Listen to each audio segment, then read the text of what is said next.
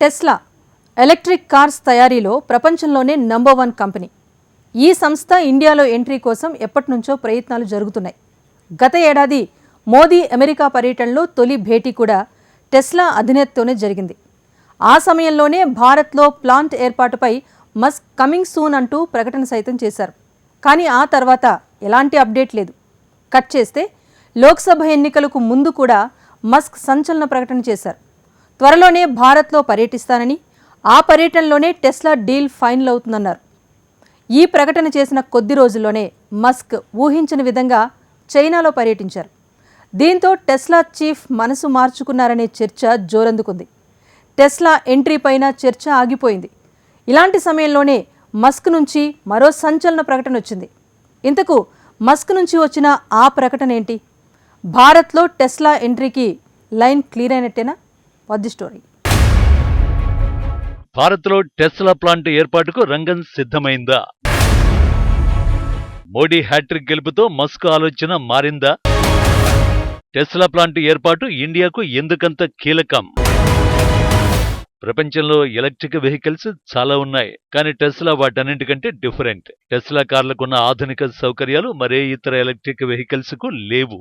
What makes Tesla so special అని Elon Musk ని అడిగితే ఇవే స్పెషల్స్ అంటూ పెద్ద లిస్టే చదువుతారు. Design, battery charging, wireless updates, ఒకటేంటి వాట్ నాట్, వై నాట్ అన్నట్టుగా టెస్లా అంటేనే సంథింగ్ స్పెషల్. జీరో యాక్సిడెంట్లకు అవకాశం కల్పించేలా టెస్లా ఎలక్ట్రిక్ కార్లు ఆటో పైలట్ మోడ్తో తయారవుతాయి. ఈ డ్రైవర్ అసిస్టెంట్ సిస్టమ్ ప్రమాదాల నివారణకు చాలా ఉపయోగపడుతుంది. టెస్లా తయారు చేసే అన్ని కార్లు బయోవెపన్ డిఫెన్స్ మోడ్తో వస్తాయి. ప్రమాదకరమైన కెమికల్స్ కారులోకి ప్రవేశించకుండా ప్రత్యేక ఏర్పాట్లు ఉంటాయి. ఇక అడ్వాన్స్డ్ పార్కింగ్ సెన్సార్లతో పార్కింగ్ చేయడం అన్నది ఈజీగా జరిగిపోతుంది. ఇలా చెప్పుకుంటూ పోతే టెస్లా కార్ల ముందు మిగతా ఎలక్ట్రికల్ వెహికల్స్ ఎందుకు పనికిరావని చెప్పాలి. అందుకే వరల్డ్ వైడ్ గా టెస్లాకు అంత డిమాండ్. అలాంటి టెస్లా ఇండియా ఎంట్రీ కోసం ఎలక్ట్రిక్ కార్ లవర్స్ ఎప్పటి నుంచో 1000 కళ్లతో ఎదురు చూస్తున్నారు. He really wants to do the right thing for India. He wants to be open. He wants to be supportive of new companies. And obviously, but at the same time, make sure it accrues to India's advantage, which is, obviously that's the job. I am a fan of Modi, so yeah. Well, I think there's a tremendous amount of potential for all three pillars of the sustainable energy future. The three pillars being sustainable energy generation through solar and wind primarily.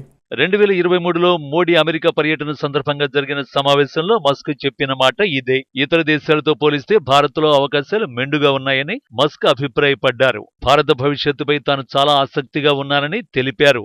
ఈ ప్రకటన తర్వాతే Tesla భారత ఎంట్రీపై పెద్ద ఎత్తున చర్చ జరిగింది. కానీ ఆ దిశగా ఎలాంటి అడుగులు పడలేదు. మధ్యలో పుణె వేదికగా టెస్లా కార్యకలాపాలు మొదలు కాబోతున్నాయని కూడా వార్తలొచ్చాయి. కట్ చేస్తే లోక్సభ ఎన్నికలకు ముందు టెస్లా చీఫ్ నుంచి కీలక ప్రకటన వచ్చింది. ప్రధాని మోడీతో భేటీ అయ్యేందుకు ఎదురు చూస్తున్నట్టు మస్క్ ట్వీట్ చేశారు. ఈ పర్యటనలోనే మెగా డీల్ ఫైనల్ కాబోతోందని ప్రకటించారు కూడా. అంతా అనుకున్నట్టు జరిగితే ఏప్రిల్ 21, 22 తేదీలలో భారత్లో పర్యటించి డీల్ ఫైనల్ చేయబోతున్నారని జాతీయ మీడియాలో కథనాలు కూడా వచ్చాయి. ఆ తర్వాత టెస్లాకు భారీ బాధ్యతలు ఉన్నాయని మస్క్ ట్వీట్ చేయటం, ఆ ట్వీట్ తర్వాత అనూహ్యంగా మస్క్ చైనాలో ప్రత్యక్షమవడం భారత్లో టెస్లా ఎంట్రీపై నీలినీడలు కమ్ముకునేలా చేశాయి. ఇది జరిగిన 2 నెలల తర్వాత మోడీ మూడోసారి భారత ప్రధానిగా బాధ్యతలు చేపట్టబోతున్న వేళ మస్క్ మళ్లీ ట్వీట్ చేశారు.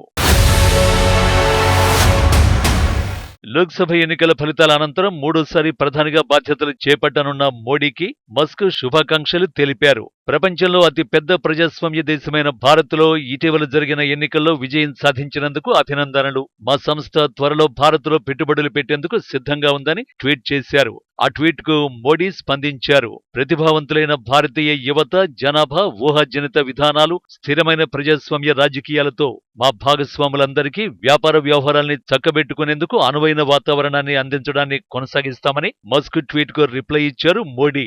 ఎలాన్ మస్క్ భారత్లో 16,000 కోట్ల పెట్టుబడులు పెట్టేందుకు సిద్ధంగా ఉన్నట్టు గతంలో పలు నివేదికలు తెలిపాయి. దేశీయంగా తయారీని ప్రోత్సహించే క్రమంలో ఇటీవల ఎలక్ట్రిక్ వాహనాల పాలసీని కేంద్రం సవరించింది. మోడీ సర్కారు సవరించిన రూపొందించిన పాలసీ ప్రకారం ఇండియాలో కనీసం $500 మిలియన్ ప్లాంట్ ఏర్పాటు చేసే విదేశీ సంస్థలు తక్కువ సుంకాలతో ఎలక్ట్రిక్ కార్లను దిగుమతి చేసుకునేందుకు వెసులుబాటు లభిస్తుంది. ప్రస్తుతం పూర్తి స్థాయిలో తయారైన కారును దిగుమతి చేసుకుంటే 70% నుంచి 100% వరకు కస్టమ్స్ సుంకాలు వర్తిస్తున్నాయి. భారత మార్కెట్లో ప్రవేశించేందుకు టెస్లా వంటి కంపెనీలకు ఇది అవరోధంగా ఉంటోంది. దీంతో సుంకాలను తగ్గించాలంటూ కొన్నాళ్లుగా మోడీ ప్రభుత్వాన్ని కోరుతున్నాయి. దానికి అనుగుణంగా దేశీయంగా తయారీతో ముడిపెట్టి పాలసీని ప్రభుత్వం సవరించింది. ఎలాన్ మస్క్ భారత్ వైపే చూడటానికి కారణం లేకపోలేదు. అతి పెద్ద ఆర్థిక వ్యవస్థ, మానవ వనరులు, వినియోగం ఉన్న భారత్లో వ్యాపారాన్ని ఎవరైనా ఎందుకు కాదనుకుంటారు? ఇప్పుడు మస్క్ కూడా అదే చేస్తున్నారు.